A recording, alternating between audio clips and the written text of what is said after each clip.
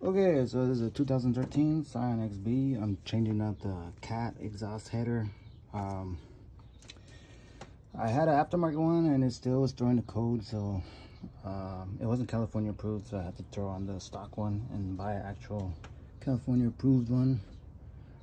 So it's better to just get my money back.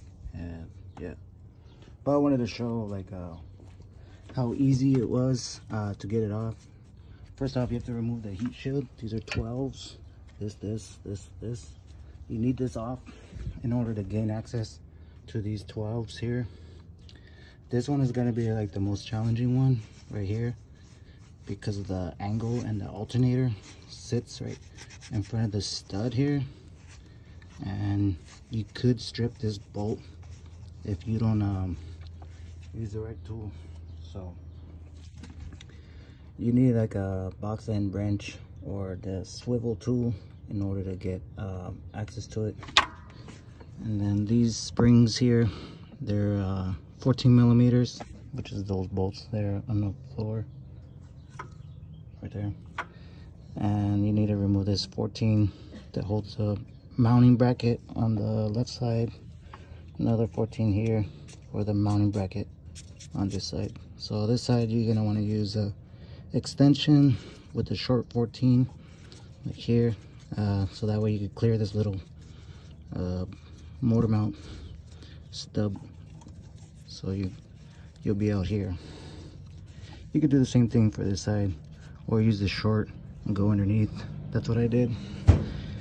You don't need to take them all the way off of the actual header here, because there's two that mount the bracket onto the header. I'll show you right now, but you don't have to take it off. Just take off these from the bottom and then you'll have plenty of clearance. And then this one, I just removed the dipstick so that way I could get to this bolt easier. Some videos they remove here, then it just pulls out right there. Yeah, so this is the stock one. This is the, some people have to remove this heat shield so they get more clearance for this one, for the 12. You don't need to. Here you'll just keep this loose, so that way when you put it back on you could angle the holes easier and move it. Just keep it snug, so you want to be able to wiggle it, then you can tighten it down. Okay, so these are the mounting brackets that you just remove that one and that one. You can pull this whole thing off with this like that, but then when you put it on, I found it's easier to just loosen these up. That way you can wiggle it around like that, just to find the hole easier. Because sometimes when you put it back on already, like without removing this, the holes don't line up based on how you move this and wiggle it around.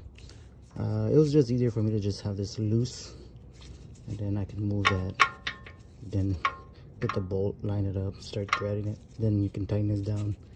Not a big deal. And yeah, put on the O2 sensor last. So that's how it is for the install of this. It's not too hard. This is the swivel tool that I was talking about on the 14. Okay, so like you could put this on an extension here like this, but it's gonna hit the bracket of the alternator, so you only get like a really sharp angle like that, so you're gonna strip it. So it's better if you can just use the box end like this, open the top. You don't need to remove the shield, just go like this. You only get this much movement. All right, that's all you're gonna get, but that's okay. You just need to crack it loose once or twice, then from there you can throw on your little swivel tool with a deep socket, and then just go from there. It'll be that easy. That way you don't strip it out. But after that, it should be hour and a half, 2 hours, depending on if you like to clean up like I do. I sprayed some cleaner on here, so I'm gonna wipe it down after, because you know it looks ugly. And then you know, clean your gasket, clean your ports here with the rag, and then put everything back up. All right, so yeah, that's what I did.